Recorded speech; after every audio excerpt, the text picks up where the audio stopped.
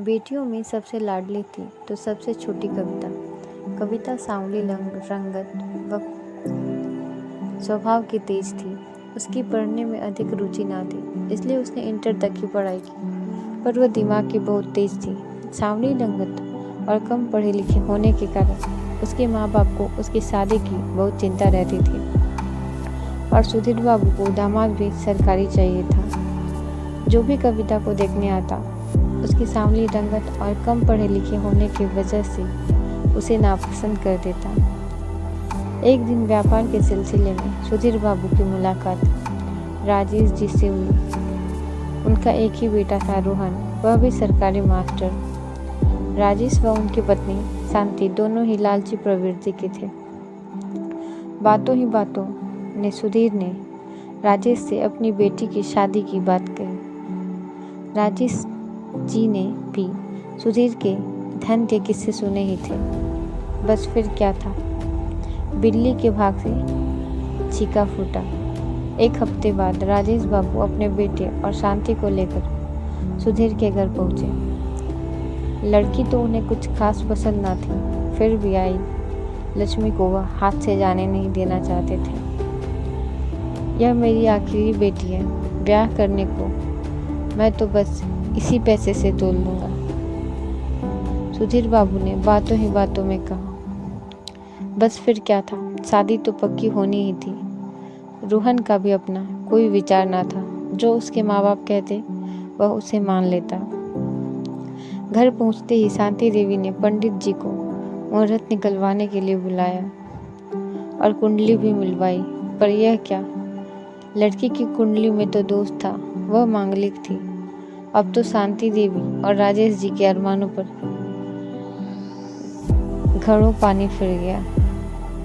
आती हुई लक्ष्मी जाती हुई दिखाई देने लगी। पंडित जी कुछ तो उपाय होगा। राजेश जी पंडित जी को दक्षिणा देते हुए पूछने लगे। हाँ क्यों नहीं, अभी बताता हूँ। पंडित जी ने दक्षिणा जेब में रखते हुए जवाब दिया। अगर लड़के का विवाह लड़के से पहले किसी कुत्ते से करा दिया जाए तो सारा दोष खत्म हो जाएगा। जो भी आँच आएगी उस कुत्ते पर आएगी। बस फिर क्या था, शांति देवी ने उपाय सुनते ही सारा हाल कविता की माँ से कह दिया। कुत्ते से शादी। कविता की माँ और कविता दोनों इस बात के लिए तैयार न थे। कविता जिद पर अड़ी थी, इससे अच्छा रिश्ता कहीं नहीं मिलेगा।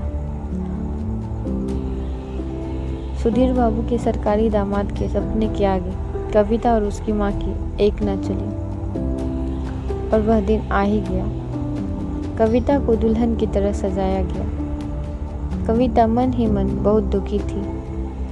राकेश बाबू और शांति देवी अपने घर से कुत्ते की बारात लेकर कविता के यहाँ पहुँचे। कविता राजेश बाबू के लालच को भांप चुकी थी। उसने उन्हें सबक सिखाने की ठानी। कुत्ते को कविता के बगल बिठाया गया और पंडित जी मंत्र उच्चारण करने लगे। शांति देवी कुत्ते का हाथ पकड़ के सारे कर्मकांड करवा रही थी। विवाह संपन्न हुआ। खड़े होकर बड़ों का आशीर्वाद ले लें। जैसे ही पंडित जी ने यह कहा, कविता उठ खड़ी हुई, तपाक से बोली, अब मेरा पति यही कुत्ता है, अब मैं किसी और से विवाह नहीं कर सकती। शांति देवी और राजेश बाबू अवाक रह गए। सुधीर बाबू भी हैरान थे। मैं ऐसे घर में शादी नहीं कर सकती जो दहेज के लालच में कुछ भी कर सकते हैं। कविता की इस हालत के जिम्मेदार न केवल राजेश बाबू और शांति देवी थे, बल्कि उसके पिता भी उतने ही जिम्मेदार थे। अंधविश्वास और सरकारी दामाद की इच्छा आज भी हमारे समाज में व्याप्त है, जिसकी वजह से कविता जैसी ना जाने कितनी बेटियों को अपमानित होना पड़ता है।